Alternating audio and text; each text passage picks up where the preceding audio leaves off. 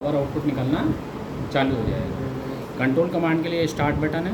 इसे start button पे अगर हम लोग प्रेस करते हैं तो अगर इस पर कंट्रोल कमांड आएगी तो ये पावर आउटपुट हमारा चलना चाहिए। कंट्रोल कमांड को एक्ट में लाने के लिए इसके अंदर हमें कुछ पैरामीटर सेट करने पड़ेंगे। तो कौन से पैरामीटर सेट करनेंगे, उसके लिए हम लोग एंटर का बटन दबाएंगे। ये 00 ग्रुप आएगा तो 0021 तो 0021 को लाने के लिए फिर से एक एंटर का बटन दबाएंगे तो ये ग्रुप में आ जाएगा 000 ग्रुप। अब इसको तब तक दबा के रखेंगे जब तक ये 21 हमारा नहीं आ जाएगा। तो इस ड्राइव में 00 ग्रुप के अंदर 21 नंबर जो पैरामीटर है ये ऑन ऑफ कमांड के लिए है। ऑन ऑफ कमांड के लिए जब इसको एंटर का बटन दबाएंगे तो ये बाय डिफ़ॉल्ट पे 2 पे पड़ा है, जो ये आईओएस कंट्रोल के लिए इसके लिए समर्पित है। अगर इसको कीपैड से स्टार्ट करना है तो इसको बाय डिफ़ॉल्ट पे यानी कि हम घटा के 1 पे सेट कर देंगे। 1 से नीचे जाने की कोशिश कर रहे हैं तो 0 भी आ रहा है, तो हम 0 पे जब लाएंगे तो हो सकता है कीपैड से हमारी कमांड को ऑन करा ले।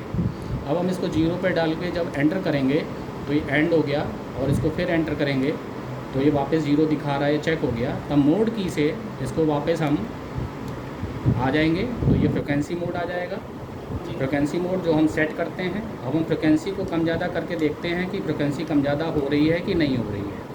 अगर फ्रिक्वेंसी कम ज़्यादा नहीं हो रही है फिर एंटर की पे जाके फिर इसका 20 नंबर जो ग्रुप होता है 00 पे 20 नंबर, तो फिर एंटर का बटन दबाएंगे और 20 नंबर ग्रुप पे जाएंगे।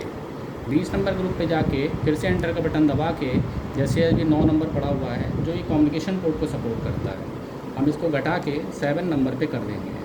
7 नंबर पे डालने से जब एंटर का बटन दबाएंगे तो एक ERR का कोड आ रहा है, यानी कि वो कह रहा है कि ये अभी आपका कॉन्फ़िगरेबल नहीं हो पा रहा है ना। तो इसको कॉन्फ़िगरेबल में लाने के लिए 0020 को एक बार जाके 9 से घटा के हम 0 पे ले जाते हैं और 0 पे एक बार सेट करने की कोशिश करते हैं। तब भी हमारे पास क्या आ रहा है, एक ERR आ रहा है। तो कभी अगर ERR का मैसेज आ रहा है तब होल्ड ड्राइव पैरामीटर को हमें रीसेट करना पड़ेगा। होल्ड ड्राइव पैरामीटर को रीसेट करने के लिए 0 ही ग्रुप में 002 पे हमको आना है। तो 002 ग्रुप पे हम लोग जाएंगे और 002 जो पैरामीटर है उसके अंदर जाके 9 नंबर पे हम इस पे जाएंगे। 9 नंबर जाके जब हम एंटर करेंगे तो एंड हो जाएगा, तो इसका मतलब आपका ये VFD आपका रीसेट हो चुका है। अब यहीं से स्टार्ट कमांड ले सकता है और यहीं से फ्रिक्वेंसी अब देखिए आपके सामने निकल रही है।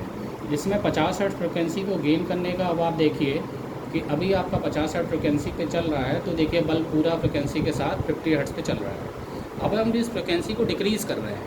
आप बड़े ध्यान से देखिएगा, बल्ब की इंटेंसिटी पे थोड़ा ध्यान दीजिएगा। जैसे जैसे मैं फ्रिक्वेंसी को कम करते जा रहा हूँ वैसे वैसे इसकी ल्यूमिनेंस देखिए कम होती जा रही है और एक ऐसी लिमिट आएगी कि जब हम 0.00 पे हैं तो ये देखिए फ्लिकरिंग करना चालू कर दे रहा है।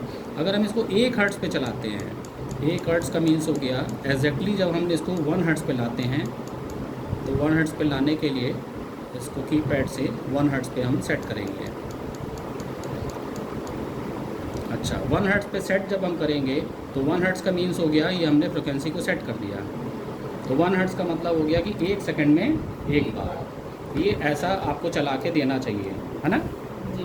तो ये आप देख रहे हैं कि हम लोग अपने फ्रिक्वेंसी को बाहर मोड में आ गए और 1 हर्ट्ज़ पे हमारा ये ड्राइव रनिंग पे आ रहा है।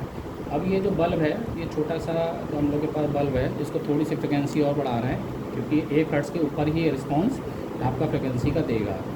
तो ये फ्रिक्वेंसी जो पकड़ पा रहा है, जब हम लोग को 2.30 की फ्रिक्वेंसी दे रहे हैं यानी कि ये 2 हर्ट्ज़ की फ्रिक्वेंसी है, तो ये 1 सेकंड के अंदर 2 बार ये आपका फ्लिकरिंग हो रहा है।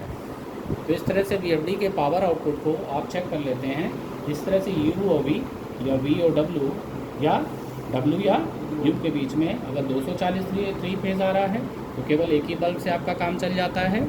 अगर आपको 415 3 फेज़ आ रहा है तो आप 2 बल्ब को सीरीज़ में डाल के UOV और V और W के बीच में डालेंगे तो आप पावर आउटपुट को तुरंत कमांड डाल के चेक कर सकते हैं कि VFD का पावर आउटपुट आ रहा है कि नहीं आ रहा है। देखिए अगर हम इसकी फ्रिक्वेंसी को इंक्रीज़ कर रहे हैं तो इसका फ्लिकरिंग रेट भी देखिए अभी भी बढ़ रहा है। अभी भी देख लिए कि अगर हम इसको 3 हर्ट्ज़ पे सेट कर रहे हैं तो एग्जैक्टली 3 हर्ट्ज़ का ही मीन्स हो गया 1 सेकंड के अंदर ये 3 बार ऑन ऑफ हो रहा है। 1 सेकंड में 3 बार। इसलिए आप ये फ्रिक्वेंसी भी समझ पाएंगे, यानी कि एक क्लियर बल्ब लगा के आप हर VFD का पावर आउटपुट चेक कर सकते हैं।